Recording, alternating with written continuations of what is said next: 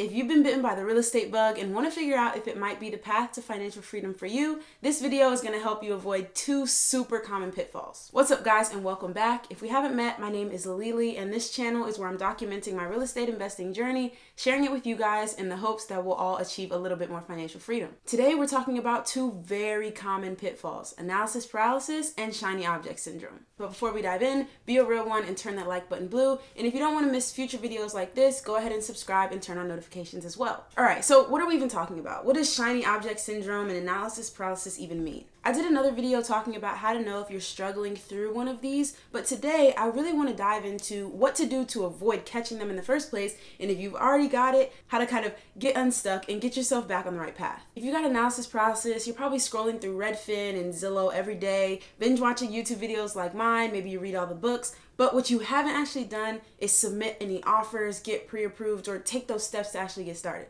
I'm sorry for calling you out, but it happens. Now, if you got shiny object syndrome, you're probably bouncing back and forth between what type of investing strategy you want to pursue. Maybe this week it's house hacking and next week it's wholesaling, and then you want to get into house flipping, or you've heard about this other cool strategy. And the thing is, all of those strategies sound great and you can be successful investing in a multitude of different ways, but shiny object syndrome is where you never actually pick one and make it happen. You just kind of get distracted from the current one by the next thing that you think might also work. Now, these are both mistakes that I found myself caught up in, and what I want to do today is share with you guys kind of my system for keeping myself on track and making sure that I'm actually achieving the things that I want to achieve in this real estate investing journey. So let's talk about analysis paralysis first. So this one is difficult because it's true that we do need to learn and analyze and get educated before we try to jump into investing so we don't lose money and we, actually achieve the things we want to achieve. And so I guess it's a balancing act between how much knowledge do I need to gain before I take action versus I'm gaining so much knowledge that it's preventing me from taking action. So I think there's 2 steps that can really help. First is to enroll yourself in your own real estate investing academy. And this isn't my online course. I don't have an online course or anything like that. But what it is to give yourself complete and total permission to just be learning. If we were to imagine that you were actually in school to be a pilot or a doctor or something like that, you would absolutely take as much time as you needed to learn and learn and learn before you actually went out and tried to perform a surgery or fly a plane. No one looks at a medical student and is like, oh, you didn't do any surgeries today, you must have analysis paralysis. You should think about your time in this real estate investing academy the same way. You're a student, and so therefore you can take the pressure off to go out and actually get a deal done and just focus on gaining as much knowledge and education as you can. But there are a couple of things you have to do to make sure that your time in this investing academy doesn't actually turn into analysis paralysis. So first is to give yourself a set amount of time. For me, when I was in business school at Notre Dame, I basically spent that entire last year playing basketball, 1, rehabbing from my ACL injury, 2, but 3, learning as much as I could about real estate investing. I knew that once I graduated, I was going to leave my college apartment and I was going to be looking for a place to either rent or buy for myself. So if I learned as much as I could leading up to graduation, then I felt like I would be ready to take action and actually go out and try to purchase my first multifamily property to house hack. If you guys want to see kind of the story of that, if you haven't seen it yet, I will definitely link to a video down below where I talk about that entire process. So while I was finishing up business school, I wasn't stuck in analysis paralysis. I wasn't taking action because I wasn't ready to buy yet, and I gave myself a set amount of time to learn as much as possible, but that amount of time definitely had an end date. Like, come graduation, you got to make something happen. Maybe you're in school now and you have a similar time frame to what I did, or maybe you're in a different situation and trying to figure out how much time to give yourself in your investing academy. Here are a couple of things that you can think about. First is how much money do you need to start investing? And second is how much time will it take you to save or earn that money? That time period can be the amount of time you give yourself to be in the investing academy. That way you're saving and earning at the same time, and when that time period is up, you've got your money and your mind right to go ahead and get started. Another thing to think about is if you're currently renting, when does your lease end? If you can set a plan to be ready to do something like purchase your first house hack when your lease ends, then you won't have to sign for another year and kind of delay your process. So first, we're deciding how long we're going to stay in the investing academy, and then the second thing we want to do is get a mentor or an accountability partner, or better yet, get both. A mentor can help you find quality information and also help you learn from their experience, past successes and past mistakes. And while these 2 don't have to be the same person, an accountability partner can be someone that you share goals with, that you discuss learnings with.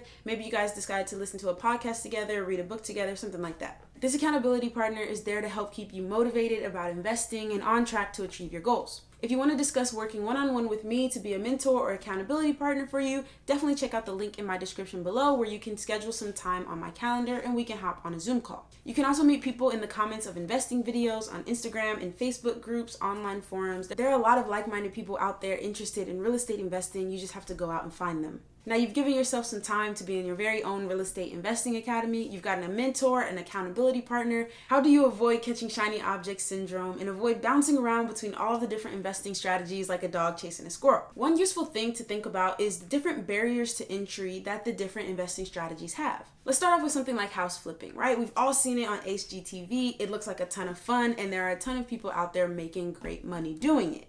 But when we think about what the barrier to entry is, what you need to know and have in order to get started, it's pretty high. You'll either need cash to purchase and rehab a home, or you'll need access to something like a hard money loan or a construction loan. And these types of loans rarely cover 100% of the costs needed, and they want to see that you have some experience either doing construction or rehabbing homes, so it can be difficult for a beginner to get access to that type of money. And aside from the cash, you're also going to want to have experience finding homes, managing a rehab, and selling them on the back end so that you actually make money. So with that in mind, let's compare house flipping to something like house hacking, where you're buying a 1 to 4 unit property with a low down payment for you to live in yourself and rent out the extra space. If you plan to live in the property for at least a year, you can purchase up to 4 units with just 3.5% down. And so that's a much lower barrier to entry than some other strategies. I've talked extensively about house hacking on this channel, so I will definitely link to a playlist for you guys in the description if you want to learn more specifically about how to get started house hacking. For my personal journey that I've been documenting here on the channel, I decided to start with the lowest barrier to entry strategies first so that I could gain knowledge, experience, and cash. And then as I have more and more of those things, start moving up into things that are more risky but can also make more money. Obviously, the investing strategy that you decide to go for is a personal decision and it's going to depend on your individual situation, but I'll link to this video in the description below because it talks about a bunch of different strategies and kind of what the barriers to entry are for each. I'll also put a link to my calendar in the description below if you want to talk one-on-one and kind of map out your investing plan. But regardless of how you choose, I recommend that you choose 2 strategies that are going to be the first 2 ones that you pursue. For me, that's house hacking and wholesaling. Pick yours and commit that those are the only 2 strategies that you're going to pursue. For now. Just for now, right? You can always do more, but getting started is usually the hardest part. And if you're kind of stretched too thin, it's going to make it much more difficult. So I say pick 2, get your mind focused on those, learn as much as you can about each, and decide which one makes sense to start first, and then move on to step 2. Once you get to step 2, you can start thinking about step 3. But for now, getting started, just those first 2. Once I knew I was pursuing house hacking and wholesaling, it made sense for me to go for house hacking first because I had already saved up enough money for the down payment and reserves, and I needed to move anyway and didn't want to sign a lease to rent somewhere. For one of you guys that I'm working with one-on-one, we discussed how it made more sense for her to start wholesaling first and then look to house hack because she has a year left on her lease, and the money that she makes from house hacking is going to help go towards her down payment and closing costs. Once you've got your 2 strategies and you know which one you're starting with, set weekly reminders for yourself to keep yourself on track. Now, these aren't necessarily goals. They're more like road signs to help keep you going in the right direction. So let's say you decide to pursue house hacking, set an alarm for a week from now, and that's going to be your alarm to check in and see if you got a pre-approval letter yet. Or you can set an alarm every Saturday to remind yourself to check in with your real estate agent and see what properties hit the market in the last week. Or if you're wholesaling, you can set an alarm to remind yourself to go driving for dollars every weekend. Whatever it is, just give yourself a small nudge in the right direction so that you can stay focused on the strategy that you choose. If you're still not sure which direction you want to take, definitely check out this video right here where I break down a bunch of different investing strategies. I'll also let YouTube recommend the perfect video for you right here. I post videos 3 times a week. You can also catch up with me on Instagram at LiliInvest. Until next time, thanks so much for watching.